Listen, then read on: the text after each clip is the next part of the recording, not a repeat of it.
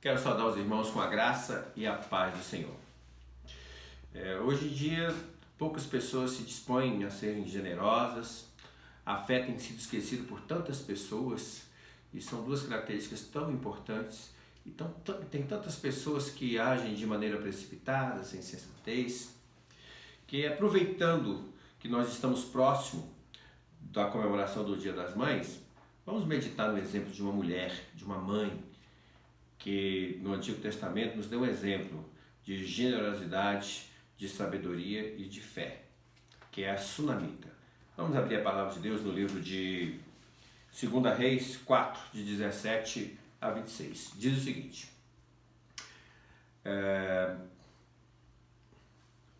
concedeu a mulher e deu à luz um filho, no tempo determinado, quando fez 1 ano, segundo Eliseu lhe dissera. Tendo crescido o menino, saiu certo dia a ter com seu pai, que estava com os segadores. E disse a seu pai: ai, a minha cabeça! Então o pai disse ao seu moço: leve-o à sua mãe. Ele o tomou e a levou à sua mãe, sobre cujos joelhos ficou sentado até o meio-dia e morreu. Subiu ela e o deitou sobre a cama do homem de Deus e fechou a porta e saiu.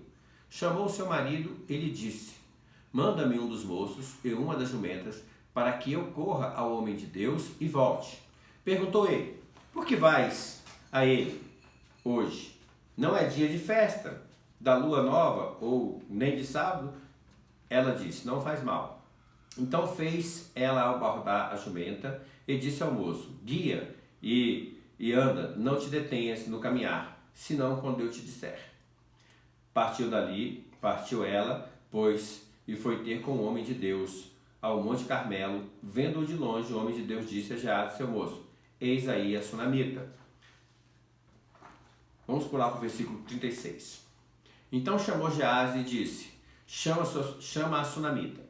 Ele a chamou e, apresentando-se ela ao profeta, este lhe disse: toma o teu filho. Ela entrou, lançou-se aos pés dele e prostrou-se em terra e tomou seu filho e saiu. Bem, irmãos, esse texto de 2 Reis 4 fala sobre justamente essa mulher sunamita, a experiência que essa mulher teve com Deus e com o profeta. E o texto, ele começa no capítulo 4, falando que essa mulher via o profeta Eliseu passar por Sunem, e via a necessidade dele, o constrangeu a comer pão, fez um quarto para ele com cama, com cadeira, com uma escrivania, inclusive com um candelabro. E diante dessa situação, ela foi abençoada, porque ela, em que pese ela fosse uma mulher rica, ela não tinha filhos, e Deus deu um filho para ela.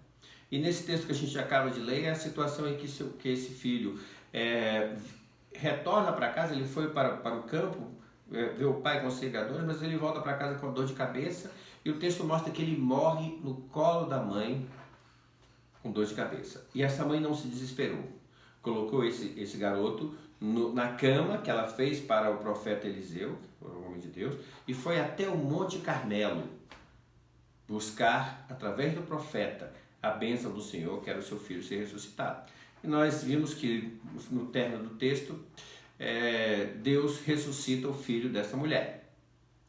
3 características importantes dessa mulher que eu queria tratar com os irmãos. A primeira característica é a generosidade.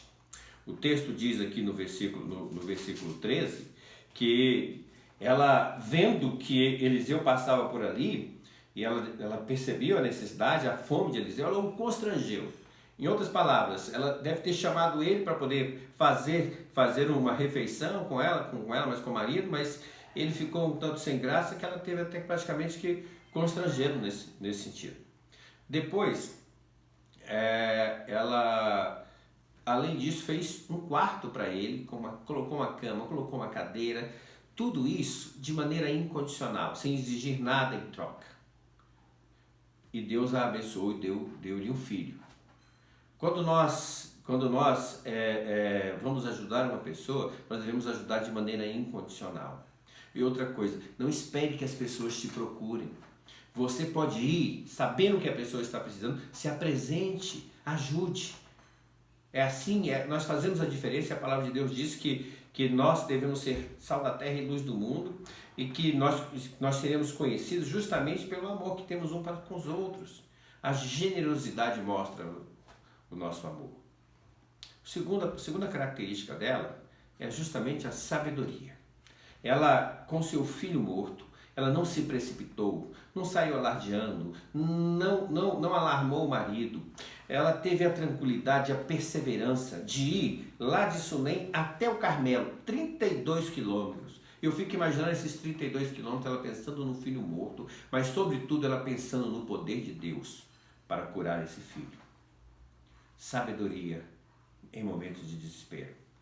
E a terceira característica dessa mulher, que foi uma característica muito marcante, é a fé.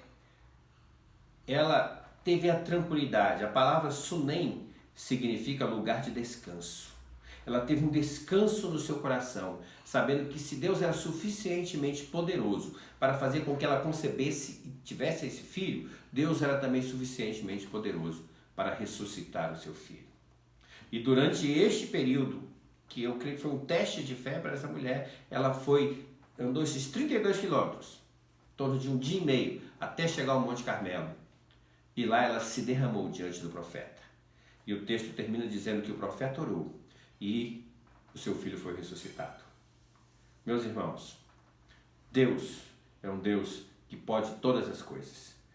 Ele não olhe para as suas circunstâncias, olhe para o poder de Deus na sua vida. As circunstâncias daquela mulher não era mais, eram desesperadoras, porque o seu filho estava morto. Mas Deus é superior às circunstâncias.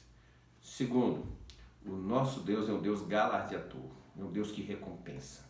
Deus viu aquela mulher, que ela precisava ter um filho, Deus abençoou, deu um filho àquela mulher. Não só isso, Deus ressuscitou o seu filho. Deus vê a sua postura, a sua conduta, meu irmão. E Deus te abençoe, Deus te recompensa. E a terceira verdade para concluir é que o nosso Deus, Ele pode. Nós devemos buscar nele, porque Ele pode todas as coisas. Ela foi até o Monte Carmelo. O significado do Monte Carmelo é o monte da oração, é o monte da presença de Deus. Vá à presença de Deus em oração. Busque ao Senhor, que Ele te responderá.